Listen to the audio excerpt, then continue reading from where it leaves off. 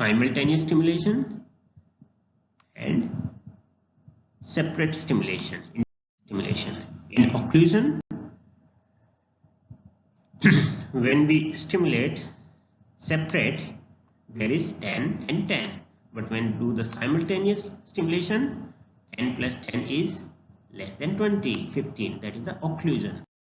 And in subliminal, when we stimulate A, there is 5, B, there is 5, but when we collectively stimulate A and B, 5 plus 5 will be more than 10, because these two are lying in the subliminal. This part, like say when the presynaptic axon is stimulated with several consecutive individual stimuli, each stimulus may evoke a large post-synaptic potential than that evoked by the previous stimulus. We can say this is just a kind of example of temporal summation. What was happening in the temporal summation? We provided a stimulus, immediately provided the second stimulus, so it got added up. EPSP from the first generated the large, like not it generated, that's the basic difference. Like one EPSP, second stimulus EPSP, they got added up and collective was more, and it might cross the threshold and generate the action potential, that is the temporal summation. And what is happening in the facilitation? The presynaptic axon is stimulated with several consecutive individual stimuli, and each stimulus may evoke a large post-synaptic potential than that evoked by the previous stimulus. And just take the example, this is first stimuli, it generated this much of impulse in the post-synaptic neuron. Immediately we provide the second stimulus, then it will be slightly more. Immediately we provide the third, it will be further slightly more. So it will keep on increasing. Why? So what does it mean? Each succeeding stimulus, the first, second, third, fourth, fifth, likewise, it will increase the duration of action potential in the presynaptic neuron. So the voltage gated calcium channel can remain open for a prolonged period, liberating or releasing more amount of the neurotransmitter from the presynaptic neuron. Hence, the first stimulus is supposed to facilitate the effect due to prolonged exposure of postsynaptic neuron to the neurotransmitter. What does it mean? It means, what is we stimulated the presynaptic neuron by the first stimulus. What does it do? Ultimate work is to release the neurotransmitter and make the postsynaptic neuron generate action potential. And how the neurotransmitter is released? Opening of the calcium channel. If you provide the second stimulus immediately after, without much delay, then these calcium channels, they are some of the calcium channel, not entirely like all the 100%, some of the calcium channel, they are still not closed before they get the second impulse to stay open. So obviously in the second time there will be more transfer of the calcium. Third, there will be furthermore. Fourth, there will be furthermore calcium. If there is more and more calcium, there will be more and more release of the neurotransmitter, and there will be more and more excitation. So first facilitates the effect of the second facilitates the effect of the third facilitates the effect of the fourth. And as I always say, within physiological limit, means you can create this phenomenon of facilitation for a particular time duration. Like there can be for the 5 stimuli or 10 stimuli. You cannot keep on increasing by 20 or 30 or 40 or 100. Why? Because there will be either habituation, or there will be refractory period, or there will be like total burnout of the neurotransmitter, right? That is the 10th property, that burning out, that is the synaptic fatigue. So what is the synaptic fatigue? When the presynaptic neuron is stimulated separately, the rate of impulse discharge in the postsynaptic neuron is initially high. Why it is initially high? Because of the facilitation, but within few seconds there is gradual decrease, and finally disappearance of the postsynaptic response. That is called as synaptic fatigue. Means that synapse got fatigued or it got habituated. What can be the reason? There are three main reasons of the synaptic fatigue. See, each and every property of the synapse in itself, they are a short note. There can be write a short note on synaptic fatigue, write a short note on facilitation, write a short note on occlusion. Okay, so please read all these property, individual property in detail. Synaptic fatigue, this is also very important short note. Synaptic fatigue is, what is the mechanism, physiological reason for? One, it can be total burnout or exhaustion of neurotransmitter. If there is no neurotransmitter, there won't be any generation of action potential in postsynaptic neuron. Second is accumulation of the waste product. Now the neurotransmitter, it might not get exhausted, but what is neurotransmitter doing? It is making the postsynaptic neuron to generate the action potential. Or suppose that end organ happens to the muscle, like you stimulate a neuron and the effector organ happens to the muscle. So that neurotransmitter, suppose that acetylcholine neurotransmitter is getting released from presynaptic neuron, it is getting attached to the motor end plate and making the muscle to contract. Initially, for few stimulus, because of the facilitation, it will make the muscle to contract more and more and more. But there will be one stage when that muscle will stop contracting. One reason can be due to the exhaustion of neurotransmitter, that is acetylcholine. Second is accumulation of the waste product. What is the waste product in the case of the muscle? That lactate accumulation. Obviously, there is stimulation coming from the presynapse. Muscle is responding, contracting, but that process of the contraction is generating the waste product. There will be accumulation of the waste product. So ultimately, that muscle will give up and raise the hand. It will say, no, ab nahi hota mere se. So that is the accumulation of the waste product. The third one is refractoriness of the postsynaptic membrane to the neurotransmitter. Means, see, this is the presynaptic neuron and this is the postsynaptic neuron. Now, over the postsynaptic neuron, this neurotransmitter is acting on these receptors, right? These receptors, they are continuously getting bombarded with the neurotransmitter.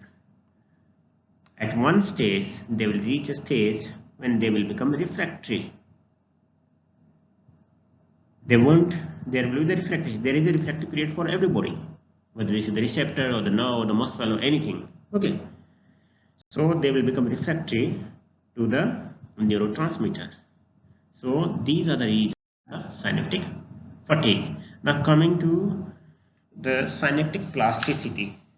This one I haven't added much in this one because this synaptic plasticity in itself is a large topic that we will talk about in memory part, in the hippocampus, amygdala, and this, like, synaptic plasticity is very important for retaining the learned thing, memory. Okay, so I will just tell you what is the definition of the synaptic plasticity over here.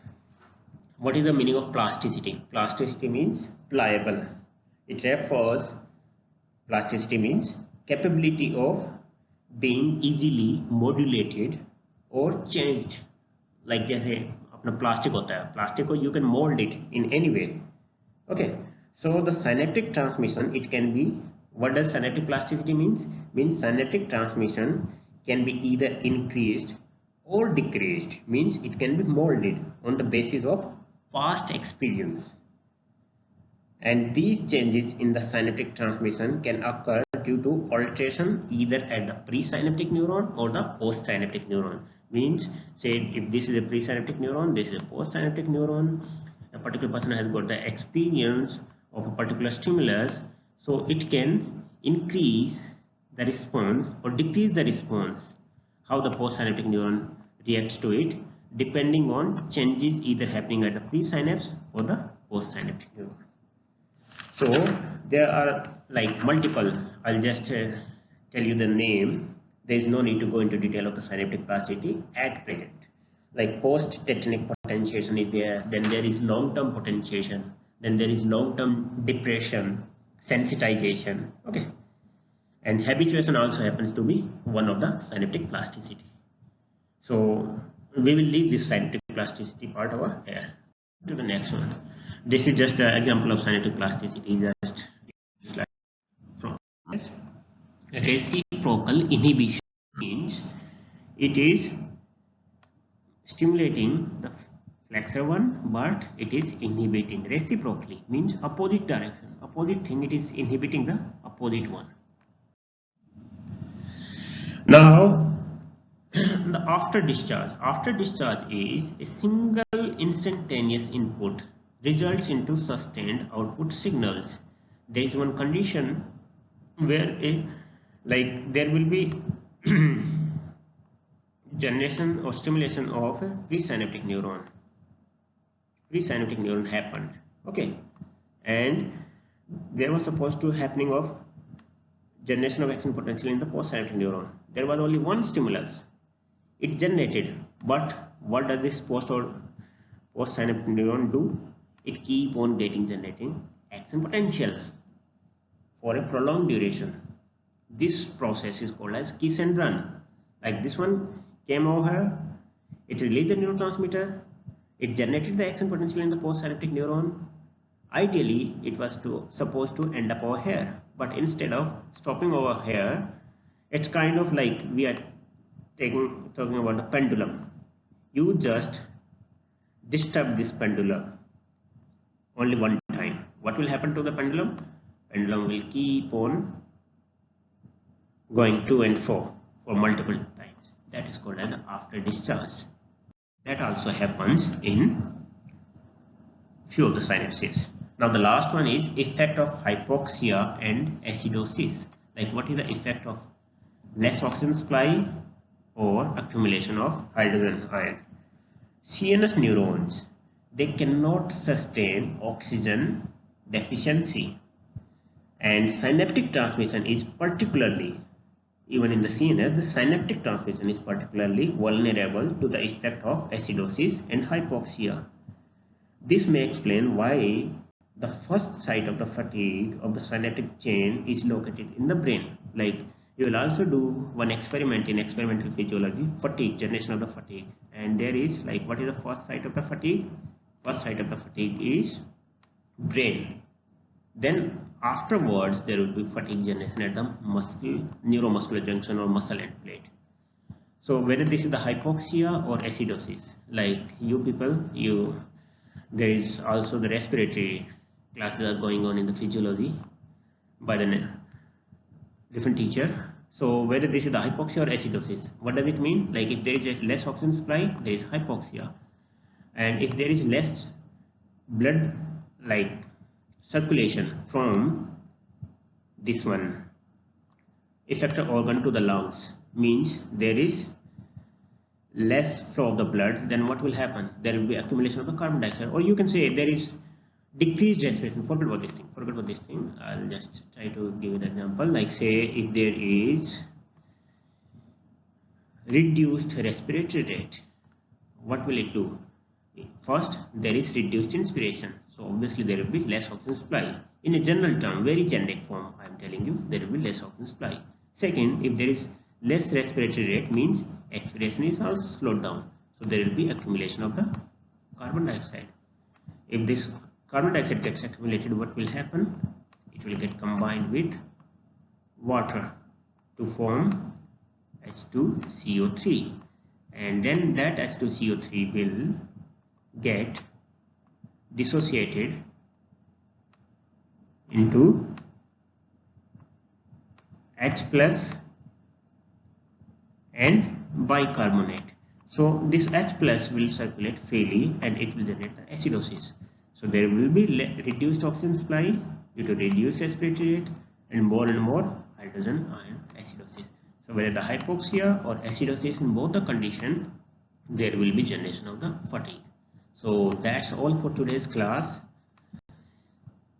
Hope you enjoyed this class. It was very prolonged and there might be so many issues with this class because this is my first time I'm taking this type of the class. There were a bit of disturbance. There may be sound of like surrounding sound. but I tried my level best. Hope you like this one, and please provide the feedback whether this is a good way or there is any scope. Obviously there are so many scopes for the improvement. Please do let me tell